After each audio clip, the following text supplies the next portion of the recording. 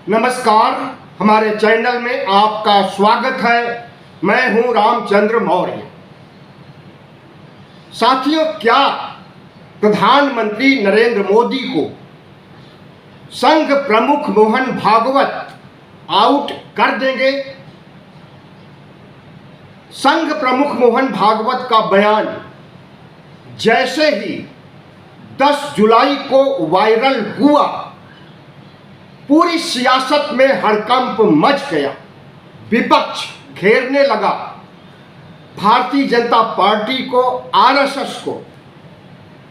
कांग्रेस प्रवक्ता पवन खेड़ा ने कहा कि अच्छे दिन आने वाले हैं, क्योंकि मोहन भागवत और नरेंद्र मोदी जाने वाले हैं। इसी तरह से शिवसेना उद्धव गुट के नेता संजय राउत, प्रियंका चतुर्वेदी ने बयान दिया कि प्रधानमंत्री नरेंद्र मोदी ने 2014 में जो कुआं खोदे थे लाल कृष्ण आडवाणी और जोशी के लिए, आज उसी कुआं में उनकी सियासी मौत होने जा रही है।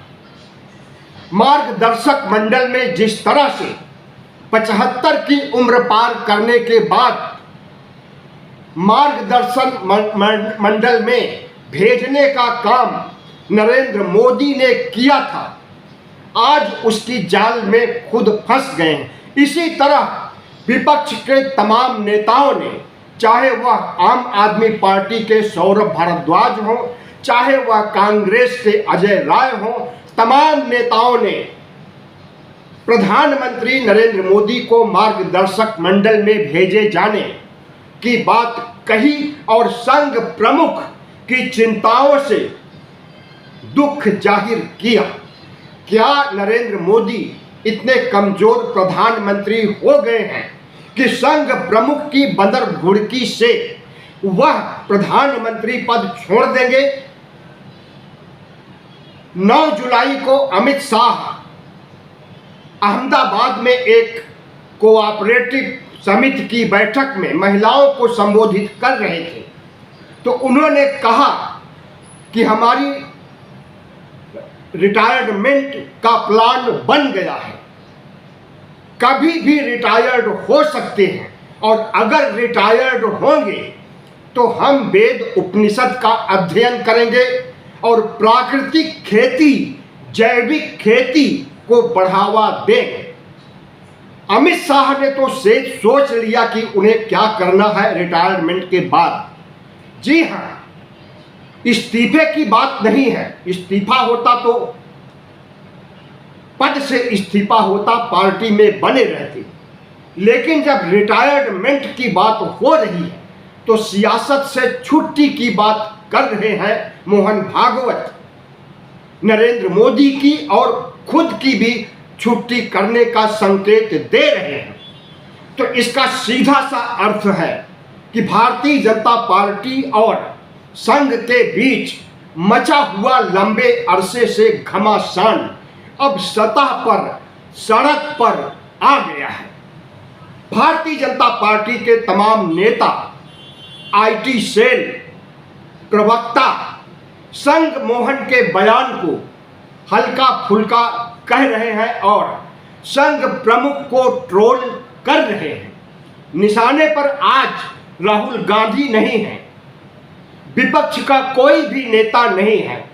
राष्ट्रीय स्वयंसेवक संघ के प्रमुख, सरसंघ चालक मोहन भागवत निशाने पर है भारतीय जनता पार्टी के, क्योंकि उन्होंने महाराष्ट्र में एक ऐसा विवादास्पद बयान दे दिया कि 75 साल के बाद संवैधानिक पदों पर बैठे लोगों को दूसरे लोगों के लिए कुर्सी खाली कर देनी चाहिए।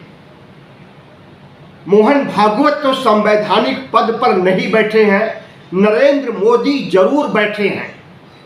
इसलिए माना यही जाएगा कि नरेंद्र मोदी को नसीहत दे रहे हैं मोहन भागवत कि कुर्सी खाली करो, नई पीढ़ी को जगह दे, क्योंकि भारतीय जनता पार्टी की हालत जितना पतली कर दी है इन दो गुजरातियों ने, उसे बताने की जरूरत नहीं है। न संविधान हटा सके, न हिंदू राष्ट्र बना सके, आरएसएस के एजेंडे को पूरा नहीं कर सके पिछले 11 सालों में नरेंद्र मोदी। इसलिए संघ प्रमुख का नाराज होना स्वाभाविक है। नरेंद्र मोदी और उनकी पार्टी भारतीय जनता पार्टी ने कोई कोर कसर नहीं छोड़ा था संविधान हटाने की दिशा में कार्रवाई करने के लिए। लेकिन जैसे ही लोकसभा चुनाव 2024 में भारतीय जनता पार्टी के तमाम वरिष्ठ नेताओं ने घोषणा किया कि 400 पार सीटें दीजिए, हम संविधान बदल देंगे। संविधान बदलने का मतलब ही था मनुस्मृति लागू करना और हिंदू राष्ट्र बनाना। बहुजन समाज के ओबीसी, एससी, एसटी के मतदाताओं के कान खड़े हो गए भारतीय जनता पार्टी के बयान को सुन करके। इसलिए बहुजन समाज के कुछ प्रतिशत मतदाताओं ने भारतीय जनता पार्टी को वोट नहीं दिया और उसकी 303 सांसदों वाली 2019 की सरकार 240 पर आकर के सिमट गई। तो नरेंद्र मोदी को पता है कि संविधान हटाने, मनुस्मृति लागू करने और हिंदू राष्ट्र बनाने के परिणाम कितने घातक होंगे, इसका अंदाजा उन्हें लग गया है। इसलिए हिंदू राष्ट्र बनाने की दिशा में, संविधान हटाने, मनुस्मृति लागू करने की दिशा में वे कदम नहीं बढ़ाए। वरना नरेंद्र मोदी तो 2014 में जब पहली बार प्रधानमंत्री बने तभी घोषणा कर दिए कि हम संघ के कार्यकर्ता, संघ के स्वयंसेवक, प्रचारक पहले हैं, प्रधानमंत्री बाद में है। तो उन्होंने उस समय संघ प्रमुख को विश्वास में लेने और संघ प्रमुख के प्रति अपने उत्तरदायित्व को बखूबी निभाने का संकेत दे चुके थे। लेकिन वह संकेत 11 सालों में पूरा नहीं हो सका और जैसे ही 2024 का चुनाव नजदीक आया, भारतीय जनता पार्टी के अध्यक्ष जेपी नड्डा ने कहा कि आज भारतीय जनता पार्टी विश्व की नंबर 1 पार्टी हो गई है, अब इसे किसी आरएसएस के स्वयं सेवकों और प्रचारकों की जरूरत नहीं है।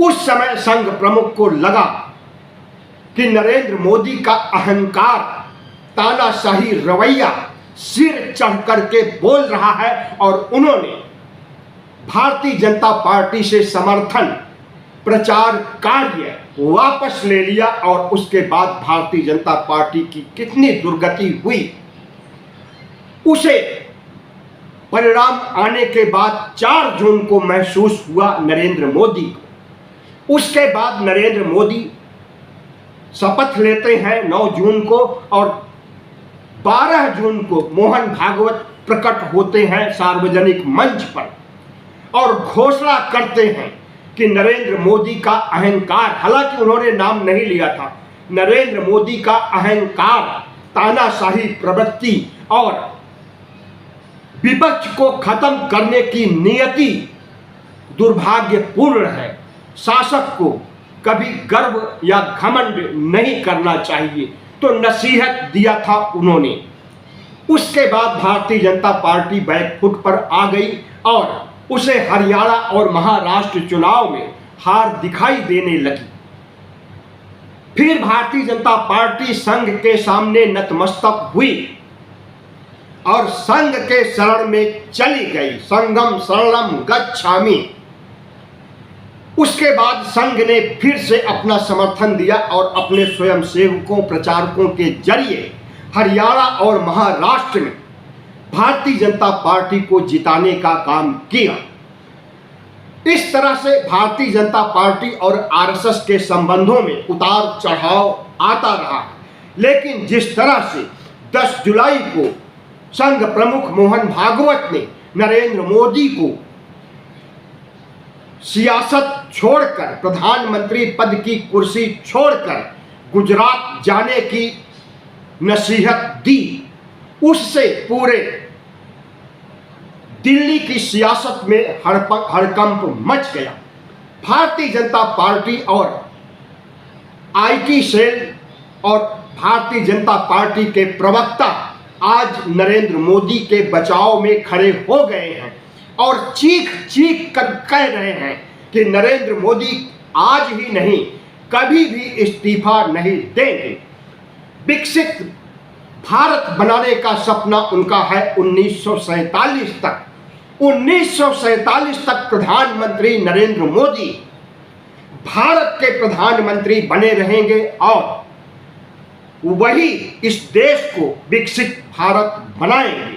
मेक इन इंडिया की कमान, चाबी उन्हीं के हाथ में है और वही भारत को सक्षम विकसित राष्ट्र बना सकते हैं। इस तरह से चारण और पाठ की भूमिका में Bharatiya Janata party IT cell आ गया है और नरेंद्र मोदी का गुणगान कर रहा है, आरएसएस प्रमुख की धज्जियां उड़ा रहा है। प्रधानमंत्री नरेंद्र मोदी ने कभी कहा था विकसित राष्ट्र बनाने का उनका सपना उनके सामने साकार होगा, तो उन्होंने एक तरह से अपनी इच्छा जाहिर कर दी थी कि वह कभी रिटायरमेंट नहीं लेने वाले हैं। और जो मार्गदर्शक मंडल का कानून बनाया गया था 2014 में कि 75 साल की उम्र पार करने के बाद बीजेपी के हर बड़े नेता को मार्गदर्शक मंडल में जाना पड़ेगा, उसे चुनाव लड़ने के लिए टिकट नहीं मिलेगी और अगर चुनाव लड़ता है, जीतता है तो कोई संवैधानिक पद नहीं मिलेगा।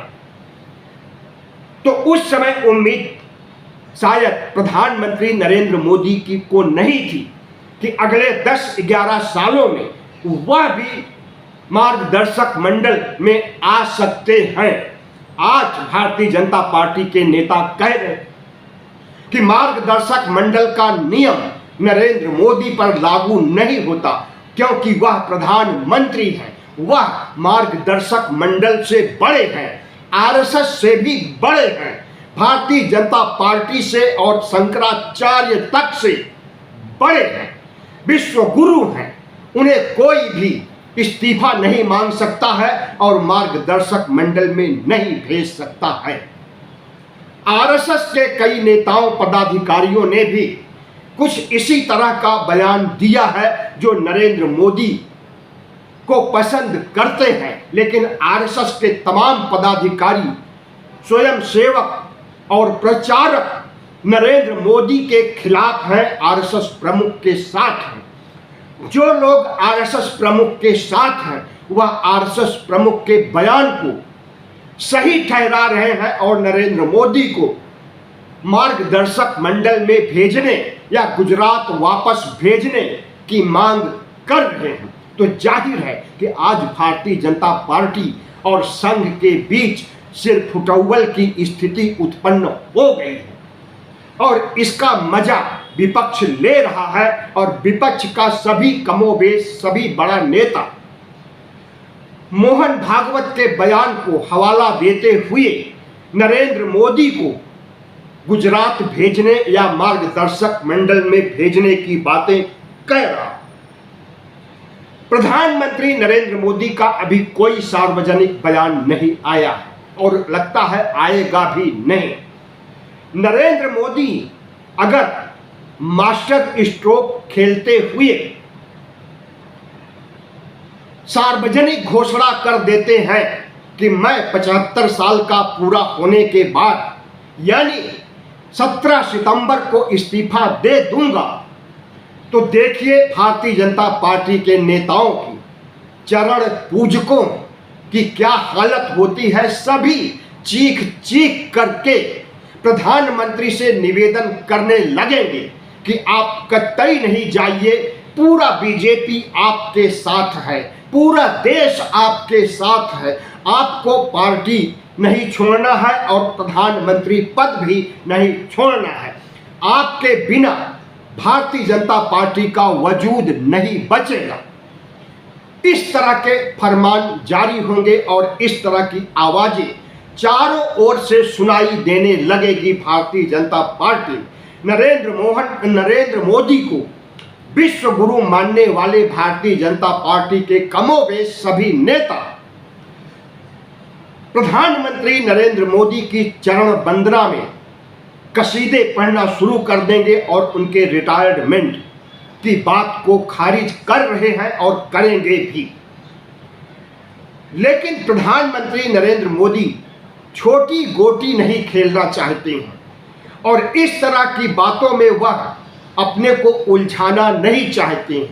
वह पूरे नैरेटिव को चेंज करने के लिए कोई ऐसा समाचार वायरल करा देंगे जिस तरह से पहलगाम हत्याकांड होने पर ओबीसी की जनगणना के लिए अश्विनी वैष्णव का इस्तेमाल करते हुए घोषणा करा दिया था कि जनगणना कराई जाए। उसी तरह से मोहन भागवत के बयान को दबाने के लिए 1-2 दिन में कोई ब्रेकिंग न्यूज आने वाली है और मोहन भागवत का बयान नीचे दब जाएगा। प्रधानमंत्री नरेंद्र मोदी कभी भी अपना रिटायरमेंट नहीं चाहेंगे। अगर रिटायरमेंट चाहेंगे तो उन्हें उसमें भी कोई स्वार्थ या फायदा होगा, तभी वह रिटायरमेंट स्वीकार करेंगे या फिर इंडिया गठबंधन 2029 में उन्हें हरा देगा, तब मजबूरी बस वह प्रधानमंत्री पद से हटेंगे। उन्हें हटाने वाला कोई नहीं है। प्रधानमंत्री नरेंद्र मोदी की फितरत है कि वह विपक्ष के साथ साथ भारतीय जनता पार्टी के नेताओं और आरएसएस के पदाधिकारियों का भी कद बौना करना जानते हैं। कोई ऐसा मंत्र फूंकेंगे कि भारतीय जनता पार्टी और स्वयंसेवक सभी नतमस्तक हो जाएंगे मोदी के चरणों में। प्रधानमंत्री नरेंद्र मोदी ऐसे नेता हैं कि वह अपनी पहचान देश से बना लिए हैं। उनकी रिटायरमेंट संभव नहीं है क्योंकि वह अपने को विश्व गुरु से ऊपर ईश्वर का अंश या ईश्वर का अवतार मानते हैं। अपने को नॉन बायोलॉजिकल मानते हैं। अपने माँ बाप की संतान अपने को नहीं मानते हैं। तो इस तरह से दिव्य पुरुष ईश्वर और विश्व गुरु को कोई झुका सकता है, कोई कुर्सी से हटा सकता है? कतई नहीं। वीडियो अच्छा लगा हो तो लाइक कीजिए, शेयर कीजिए और सब्सक्राइब कीजिए। इससे हमारी ताकत बढ़ेगी। धन्यवाद।